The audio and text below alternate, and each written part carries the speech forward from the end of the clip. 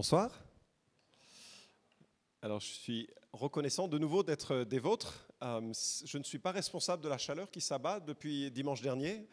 C'est purement une coïncidence si les 2 dimanches où je suis là sont les plus chauds de l'année, d'accord ?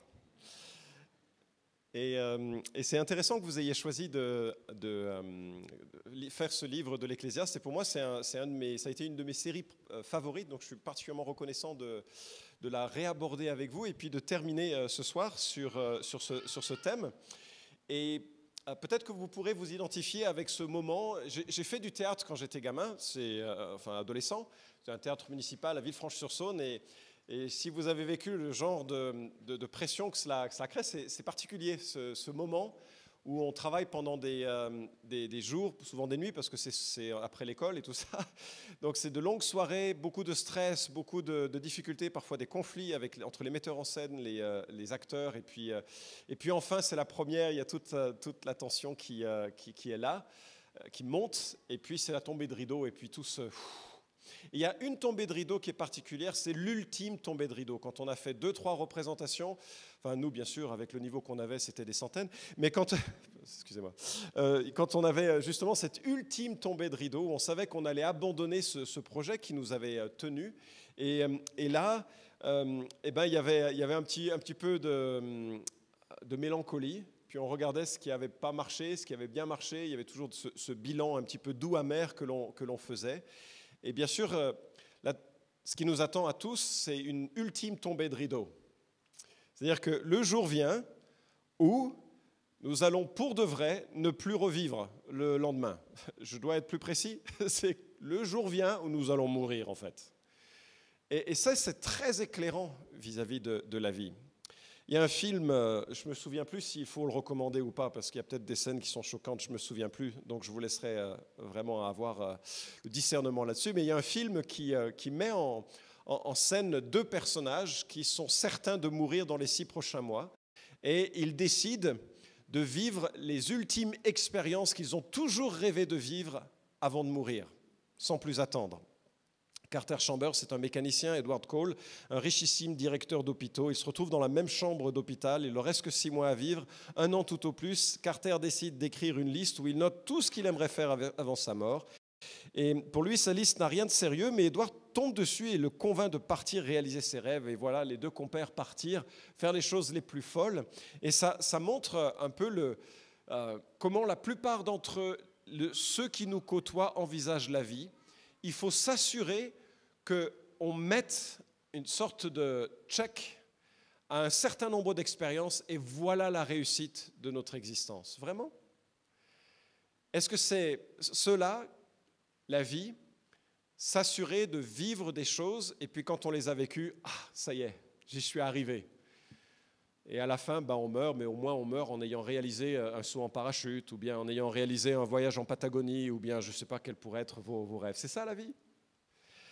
Baudelaire écrivait « Horloge, Dieu sinistre, effrayant, impassible, dont le doigt nous menace et nous dit « Souviens-toi ».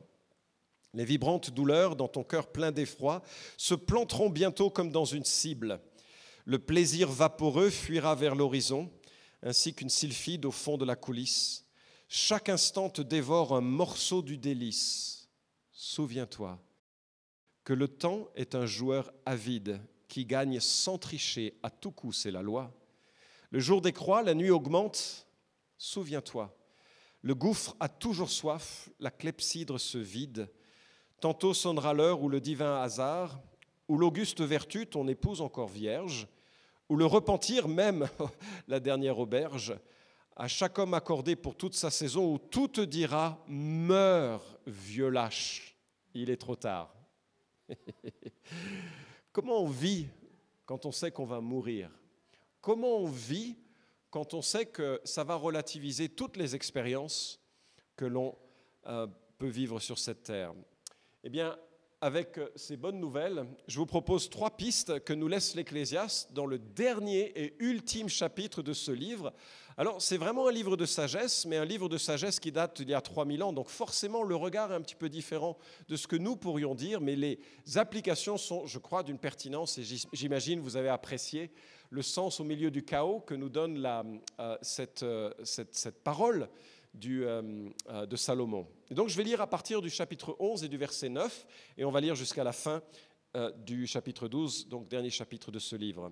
« Jeune homme, réjouis-toi pendant ton adolescence, que ton cœur te rende heureux pendant les jours de ta jeunesse. Marche dans les voies de ton cœur et selon les regards de tes yeux, mais sache que pour tout cela, Dieu te fera venir en jugement. Écarte de ton cœur le tracas et éloigne le mal de ton corps, car l'adolescence et l'aurore sont vanité. Mais souviens-toi de ton Créateur pendant les jours de ta jeunesse, avant que les jours du malheur viennent et que les années soient proches dont tu diras « Je n'y trouve aucun agrément ». Avant que s'obscurcissent le soleil et la lumière, la lune et les étoiles, et que les nuages reviennent après la pluie. Ce jour-là, les gardiens de la maison tremblent, les hommes vaillants se courbent, celles qui doivent moudre s'arrêtent parce qu'elles sont devenues peu nombreuses, ceux qui regardent par les fenêtres sont obscurcis, les 2 battants de la porte se ferment sur la rue quand s'abaisse le bruit de la meule, l'on se lève au chant de l'oiseau, toutes les chanteuses s'affaiblissent, l'on craint ce qui est élevé, l'on a des terreurs en chemin, l'amandier fleurit, la sauterelle devient pesante, la capre n'a plus d'effet, car l'homme s'en va vers sa demeure éternelle, et les pleureurs circulent dans la rue, avant que le cordon d'argent se détache, que le globe d'or se casse, que la jarre se brise sur la source et que la roue se casse sur la citerne, avant que la poussière retourne à la terre comme elle y était, et que l'esprit retourne à Dieu qui l'a donné. Vanité des vanités, dit l'Ecclésiaste. Tout est vanité. Outre que l'Ecclésiaste fut un sage, il a encore enseigné la connaissance au peuple, il a écouté, sondé, mis en ordre un grand nombre de proverbes. L'Ecclésiaste, attaché de trouver des paroles agréables, transcrites exactement, ce sont des paroles véridiques. Les paroles des sages sont comme des aiguillons. Les auteurs de recueils sont comme des clous plantés. C'est le don d'un seul pasteur. Du reste, mon fils, tire-en instruction. On ne finirait point de faire un grand nombre de livres et beaucoup d'études est une fatigue pour le corps. Écoutons la conclusion de tout le discours. Crains Dieu, observe ses commandements, c'est là tout l'homme. Car Dieu fera passer toute œuvre en jugement au sujet de tout ce qui est caché, soit bien, soit mal. C'était la parole de Dieu, avec maintenant quelques remarques que je souhaite vous proposer, qui sont des remarques de sagesse sur comment vivre en anticipant la vieillesse. Comment vivre en anticipant la vieillesse. Et ça commence vraiment comme un conseil à un jeune, et il est probable que l'Ecclésiaste, Salomon, ait écrit à la fin de sa vie, alors qu'il a franchement tout foiré, on le reverra dans un instant, et qu'il a violé tous les principes qu'il avait lui-même énoncés dans le livre des Proverbes. On a le Cantique des Cantiques, qui est son premier livre vraisemblablement, qui est une histoire de succès de couple réussi, enfin de début de couple réussi. Le livre des Proverbes, ça devient compliqué pour lui, il écrit pour instruire ses enfants, devenus maintenant adultes, qui vont devenir des ministres un peu dans la cour du roi, et il essaye de leur donner un peu de sagesse pour fonctionner au sein de son royaume. Et à la fin de sa vie, il écrit l'Ecclésiaste, et c'est un peu triste en fait, l'Ecclésiaste. Et donc il revient en arrière et termine son livre en disant « jeune homme ». Donc les jeunes hommes, c'est ceux qui ont moins de 53 ans, d'accord ? Je ne vous donne pas la raison, mais c'est une conclusion exégétique très profonde qui m'apparaît évidente. Et en tout cas, il dit « jeune homme ». Réjouis-toi pendant ton adolescence. Bon, peut-être un peu moins que 53. Que ton cœur te rende heureux pendant les jours de ta jeunesse. Les amis, ce que l'Ecclésiaste propose, c'est que c'est pendant qu'on est jeune qu'on peut se réjouir pleinement et qu'il faut vraiment en profiter. Je ne sais pas pourquoi, mais ça n'a pas fait partie des cours d'études bibliques. C'est apprendre aux jeunes à se réjouir de la vie. C'est dommage. On devrait avoir ce genre de cours, non ? Parce que c'est pendant qu'on est adolescent qu'on peut vraiment profiter de la vie. Jamais plus tu as l'occasion de traîner avec les autres sans te soucier de quelle heure tu rentres. Après, c'est compliqué. Jamais plus tu auras cette joie de l'insouciance. Jamais plus tu auras ce lien avec des responsabilités professionnelles ou familiales. Jamais plus. C'est vraiment le moment maintenant. C'est pendant que tu es jeune que tu peux profiter. Je regarde la salle, ça concerne moins que je pensais dans cette église. Mais en même temps, profiter de la vie, c'est aussi savoir qu'il y a des limites que le Créateur lui-même a mis en place. Sache que pour tout cela, Dieu te fera venir en jugement. C'est trop bien de prendre une bonne bière fraîche ou un bon verre de vin, selon l'âge. En France, ce n'est pas un souci. À partir de 16 ans, ce n'est pas un souci. Mais de prendre quelque chose de bon, un verre, et d'en profiter et de rendre grâce à Dieu pour ça.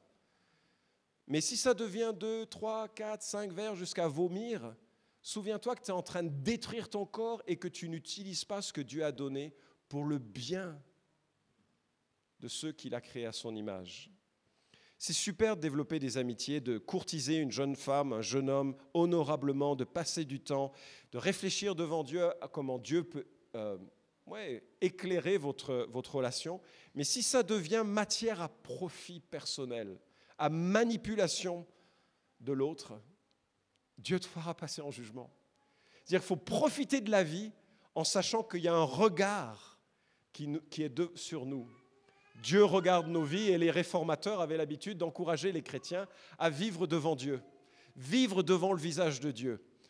Maintenant que l'on a Internet, c'est plus facile de comprendre ce que ça veut dire, parce que Google sait tout de toi. Mais à l'époque, c'était plus compliqué, il fallait peut-être se le représenter en disant que Dieu est devant nous. Et je suis conscient que la lutte contre le péché est difficile, et particulièrement quand on est jeune, on est vite accablé, parce qu'il y a beaucoup de notions de théologie qui manquent encore sur la manière dont Dieu nous a aimés. Néanmoins, il y a à la fois cet encouragement à profiter de la vie pendant que c'est encore possible, parce que le temps vient où ce sera compliqué. Et c'est vraiment pendant la jeunesse que les engagements les plus forts peuvent être pris. On me dit que 19 personnes sur 20 se convertissent avant l'âge de 15 ans. C'est énorme, non ? Donc c'est vraiment dans la jeunesse où à la fois on profite de la vie et aussi on réfléchit à la personne de Dieu. C'est pourquoi tous les ministères auprès des jeunes, tous les ministères auprès des enfants sont tellement clés et importants. Après, mon observation, c'est que la deuxième vague de conversion, c'est quand les problèmes commencent. C'est-à-dire à partir de 35-40 ans, les gens commencent à avoir les premiers deuils, les premières grandes maladies autour d'eux, les premiers chômages, les premiers échecs, parfois les premiers divorces. Et soudainement, on se dit « Wow !» Et il y a... Est-ce que c'est ça la vie ? Et les gens réfléchissent et se tournent vers Dieu. Souviens-toi, Dieu va regarder tout ça. Et donc profiter de la vie, ça ne veut pas dire, comme on le comprend aujourd'hui, une vie hédoniste qui est libre de toute contrainte. Mais profite avant qu'il y ait des jours de malheur qui rendent les choses impossibles. Et c'est important de le souligner parce que parfois j'entends les gens dire « Quand je serai à la retraite, je serai généreux. Quand je serai à la retraite, je ferai un travail missionnaire. » Et c'est vrai que Moïse est devenu missionnaire à l'âge de 80 ans. C'est possible. Mais en fait, c'est relativement rare. Parce que, si, c'est vrai, son appel de Dieu, il avait 80 ans. Deuxième carrière remarquable quand même. Parce que c'est à partir de là qu'il a sorti le peuple d'Égypte. Il faut le faire quand même. Donc voilà, si vous cherchez une deuxième, vous venez me voir, j'embauche des missionnaires retraités que je n'ai pas besoin de payer. Ça m'intéresse aussi. Mais en tout cas, ce que je veux souligner ici, c'est qu'avec l'Ecclésiaste, c'est que c'est vraiment pendant le temps de la jeunesse que se construisent les habitudes. On l'a vu là, cela la semaine dernière, parce que vient un temps où ça va être beaucoup plus compliqué. Et le poème qui nous est donné est un petit peu redoutable. Et selon votre âge, vous allez apprécier ou non ce que Salomon dit. Par exemple, il dit « Avant que s'obscurcissent le soleil et la lumière, la lune et les étoiles, et que les nuages reviennent après la pluie. » Et probablement que c'est ici la description de la perte du plaisir, des contrastes de la vie. Quand on est jeune, une poignée de sel, c'est suffisant. Quand on est vieux, une poignée de sel, pas une pincée, une poignée, c'est insuffisant. On perd tous les contrastes de la vie. Ni soleil, ni lune, ni lumière, ni étoile ne marquent le temps avec satisfaction. Et puis dès que la pluie s'arrête, les nuages reviennent. Alors on ne sait pas trop comment comprendre cette expression, soit que les ennuis de santé s'accumulent, soit pour dire qu'il ne faut jamais rester trop loin des toilettes. Parce que dès qu'ils se vident, ils vont encore se remplir et il faut vider le nuage. J'ai besoin d'expliquer ou ça va, vous comprenez? Ce jour-là, les gardiens de la maison tremblent, les hommes vaillants se courbent. Et on pense qu'il y a une description des bras qui avant étaient capables de se battre, de se défendre. Et puis là, maintenant, ils sont un petit peu plus branlants.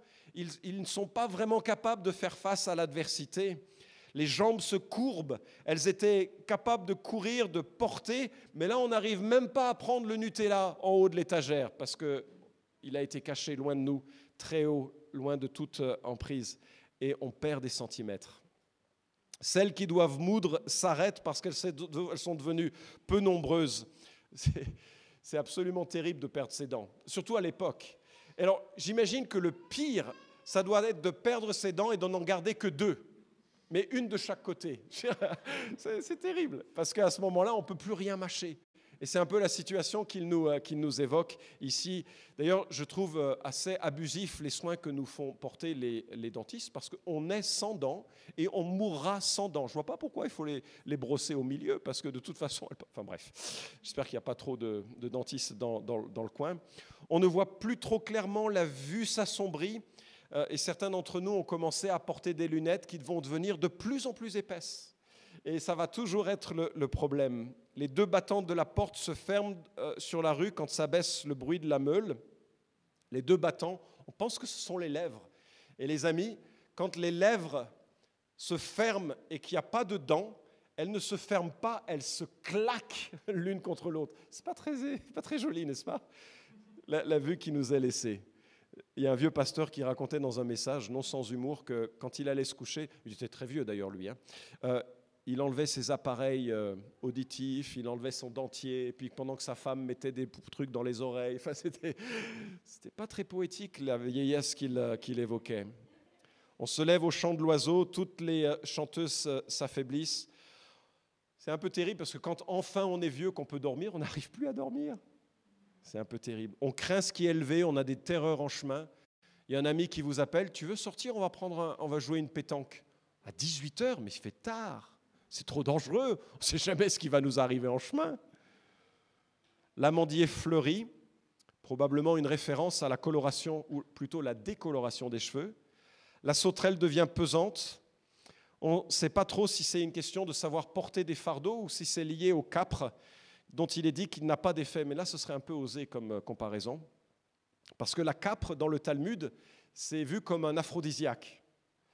Alors peut-être que la capre n'a plus d'effet, ça pourrait signifier, il n'y a pas d'enfants trop dans la salle, ça pourrait signifier, il est dit que la libido féminine est à son apogée à 30 ans.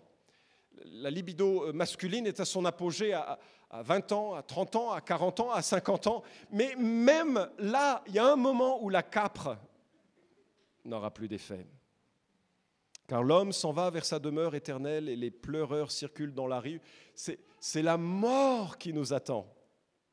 C'est la mort. Le globe d'or se casse, la jarre se brise, la roue se casse sur la citerne, etc., avant que la poussière retourne à la terre comme elle y était, que l'esprit retourne à Dieu qui l'a donné. C'est pendant qu'on est en vie qu'on doit profiter de la vie. C'est bien d'entendre ça dans une église. C'est pendant qu'on est en vie qu'on doit profiter des choses légitimes que Dieu donne. Parce que le temps vient, ça va devenir vraiment compliqué. Et puis, Salomon continue en disant ce refrain que vous avez entendu déjà au chapitre 1, « Vanité des vanités », dit l'Ecclésiaste, tout est vanité. C'est vraiment un peu sa conclusion de toute une expérience de vie.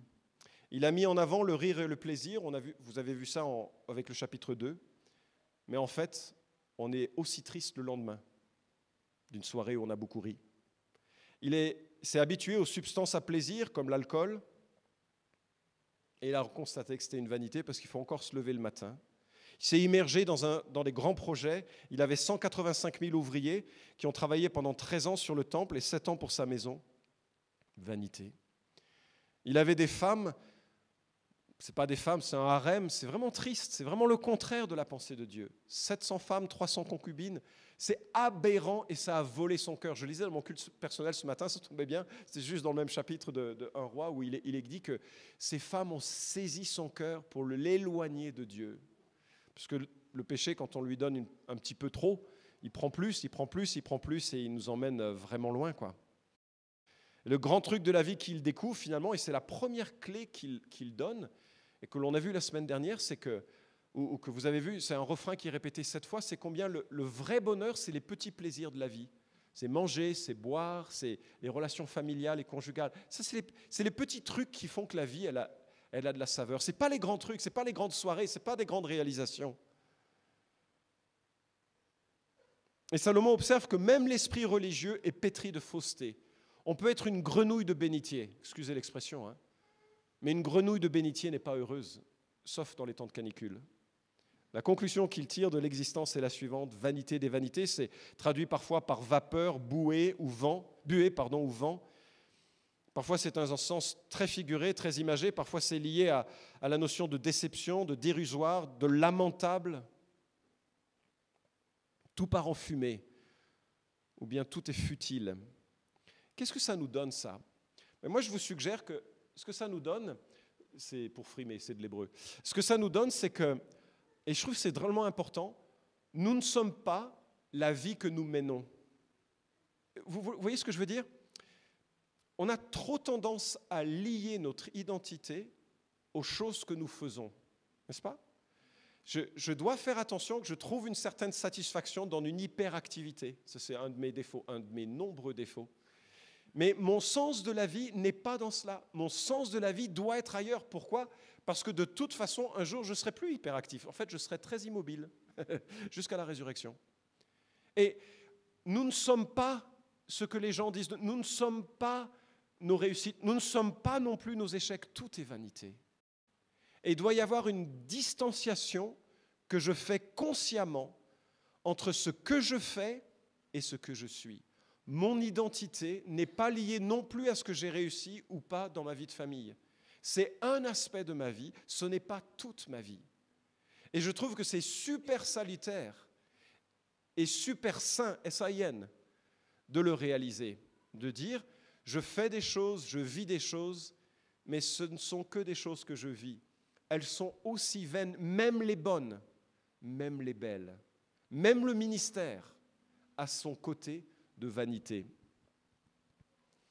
Et moi, ce qui m'a vraiment bouleversé, bien sûr, au fil du temps, ce que le christianisme propose, c'est que la véritable satisfaction, puisqu'elle ne peut pas provenir de la vie qu'on mène, elle doit provenir de quelque chose qui transcende la vie même. Et ce sera toute la conclusion, et c'est la forte conclusion du livre de l'Ecclésiaste, c'est que de craindre Dieu et d'observer ses commandements, c'est une manière de dire, de se convertir et d'aimer Dieu dans une manière que peut comprendre un croyant de l'Ancien Testament et qui va devenir plus clair avec le Nouveau Testament. Mais c'est que ce que Dieu propose, c'est vraiment que la satisfaction, le pain représenté par cette image, ne viendra jamais de nos réalisations. Elle viendra de ce que nos réalisations ou nos privilèges nous amènent à réaliser que ça vient de Dieu. Toutes les expériences de la vie sont liées à l'Évangile. Quand je mange un bon beefsteak, je réalise que quelque chose a dû mourir pour que je sois satisfait. Christ a dû mourir pour que je sois satisfait. Toutes les expériences humaines formidables que nous pouvons avoir, ou parfois compliquées et difficiles, que ce soit le mariage, que ce soit les amitiés, que ce soit le contexte d'une église, ne sont que des représentations pâles d'un mariage beaucoup plus grand, beaucoup plus profond, beaucoup plus puissant, et qui, lui, est éternel, qui est le mariage que Dieu propose en Jésus-Christ et avec Jésus-Christ. Parce que tout est vanité, alors je dois regarder un sens qui va au-delà de la situation actuelle. Celui qui vient à moi n'aura jamais faim, celui qui croit en moi n'aura jamais soif, nous dit Jésus. Voilà le sens de la vie qui transcende toutes les expériences que nous pouvons faire. C'est lui qui nous fait entrer dans une relation Il dit, je suis la porte, si quelqu'un entre par moi, il sera sauvé, il entrera et sortira et trouvera des pâturages. C'est lui qui satisfait profondément.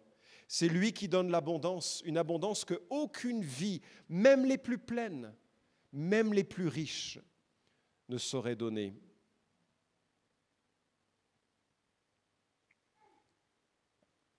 J'étais assez bouleversé par un journaliste qui s'est suicidé. Alors les suicides sont malheureusement tellement nombreux, mais Bourdin, ça vous dit quelque chose? C'était un fin gourmet. Il est né du mauvais côté de l'Atlantique parce qu'il est né aux États-Unis, franchement. Quand on est gourmet, il ne faut pas naître là-bas, il faut naître en France, là où il y a de la vraie cuisine. Et en fait, excusez-moi, mais en fait, il a beaucoup abordé et développé l'art de vivre. Un homme qui aimait la France, qui parlait le français. Et il disait la chose suivante, et c'était absolument bouleversant. Il mangeait un mauvais hamburger, et ça lui lançait dans un processus de dépression pendant des semaines. Vous imaginez cela? Parce que ça lui faisait toucher du doigt l'échec fondamental de l'existence.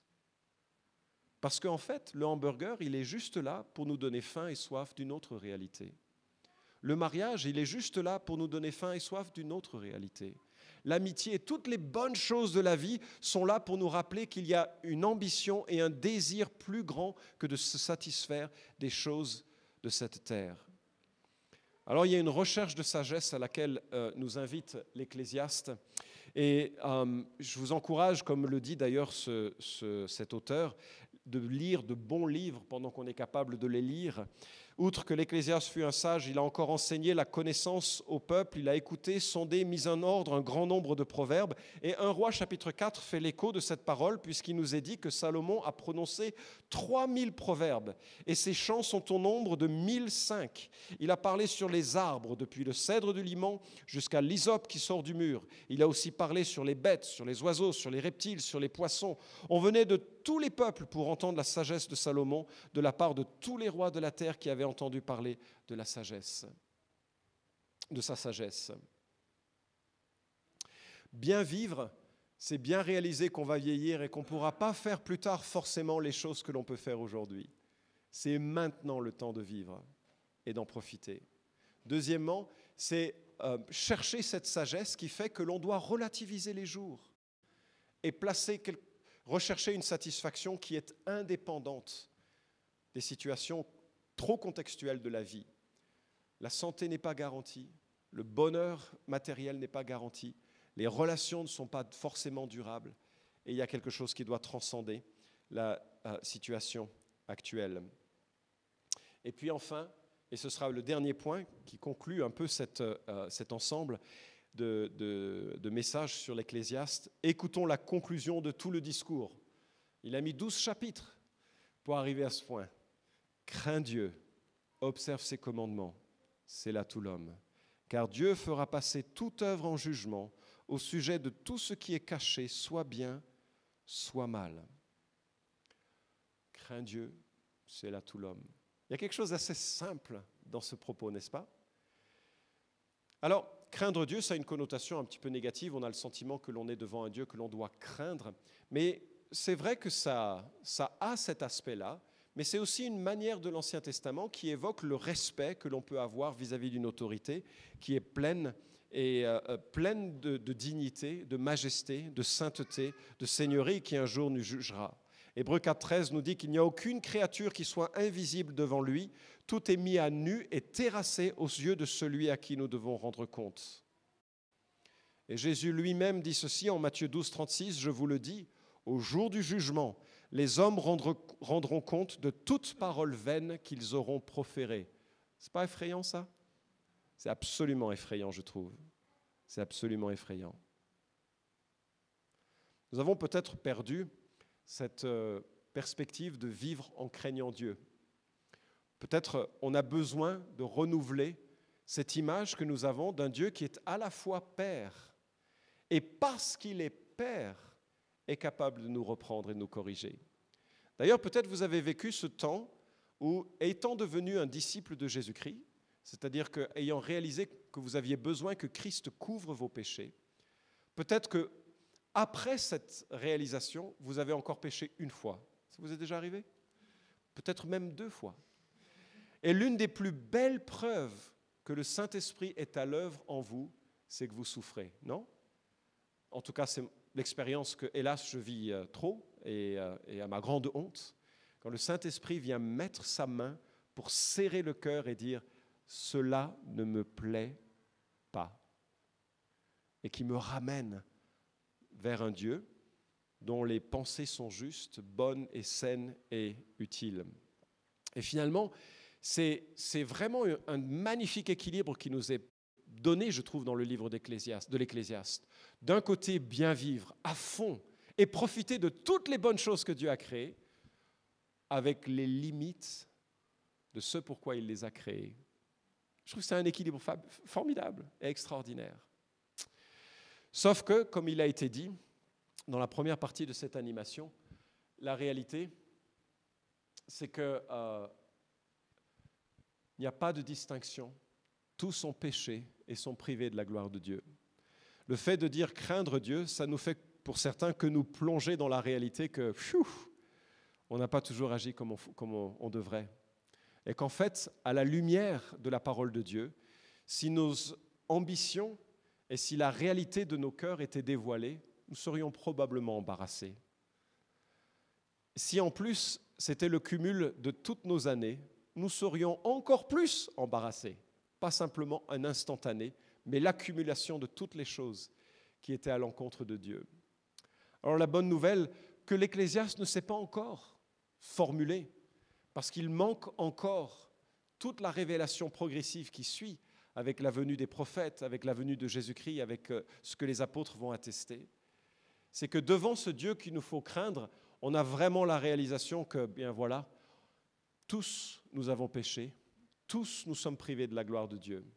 Et puis vous connaissez la suite peut-être, qui nous est dit que tous ces gens pécheurs qui auraient aimé pouvoir plaire à Dieu, mais qui ont réalisé qu'ils étaient incapables de le faire, eh bien tout cela, ils sont déclarés justes par sa grâce. C'est un don que Dieu leur a fait ou leur fait par les moyens de la délivrance apportée par Jésus-Christ. Il y a quelque chose d'extraordinaire à laquelle prépare Ecclésiaste. C'est à la fois de nous confronter avec notre insuffisance, de nous confronter avec nos limites, de nous confronter avec notre péché, et cela prépare la croix. Mais à la croix, il y a un accueil qui est suffisant et qui est complet. La première fois que j'ai eu une situation problématique avec ma voiture, je commençais mes études, j'avais une voiture pour me rendre sur place et je n'avais pas remarqué qu'il y avait des petits panneaux très sympathiques qui disaient du 1 au 15 stationnement autorisé à droite et du 16 au 31 stationnement autorisé. Je ne sais pas qui est-ce qui a inventé ça, c'est une machine à amende remarquable. Et je crois que je suis arrivé le 16, un petit peu en retard pour mes cours et je n'ai pas fait gaffe de quel côté. Tout le monde était garé à droite, je me suis garé à droite. Et quand je suis revenu de mes cours, tout le monde était garé à gauche et ma voiture avait disparu. Des gentils bonhommes en bleu l'avaient prise pour la mettre en sécurité, je suppose, et ils étaient tout prêts à la rendre, moyennant une somme conséquente pour un étudiant. J'étais reconnaissant que mon père avait les moyens de me sortir, enfin de sortir la voiture plutôt, de cet embarras, et il a payé l'amende pour moi. C'est gentil ça. C'est exactement, n'est-ce pas, ce que Jésus-Christ a fait pour nous. Il a payé l'amende pour nous sortir de la fourrière. Privés de la gloire de Dieu, nous étions destinés et voués à une mort éternelle, mais il a payé l'amende pour nous sortir de ces ténèbres. Ça, c'est la grâce, ça, c'est la croix à laquelle prépare l'Ecclésiaste. Et en fait, je dirais même, l'idéal serait que j'ai un sosie, non ? C'est-à-dire que j'ai quelqu'un qui ressemble à Florent Varac, mais qui s'occupe de recevoir toutes les conséquences de mes fautes. Ça serait génial. C'est-à-dire chaque fois que je vais trop vite et que j'ai une amende, il paye. Chaque fois que je fais quelque chose d'inapproprié, il paye.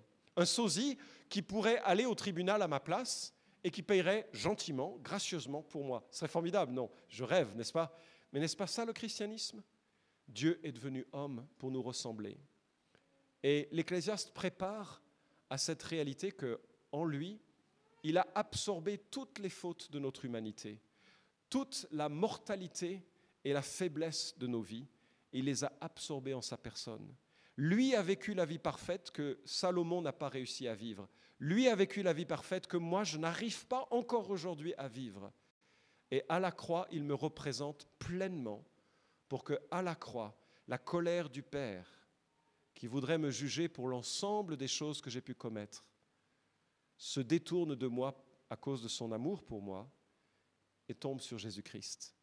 Ce qui fait que si je peux aujourd'hui lire ce texte, ce n'est pas « crains Dieu et obéis, sinon tu seras exclu ». Pas du tout. C'est « crains Dieu, réalise que tu es perdu et que Christ a répondu à ce problème de perdition et que la chose que Dieu te demande maintenant, c'est de vivre en lui, pour lui, par lui, selon une alliance éternelle dans laquelle tu es sécurisé. Il n'y a pas de crainte de perdre l'adoption que Dieu nous a accordée une fois pour toutes en Jésus-Christ.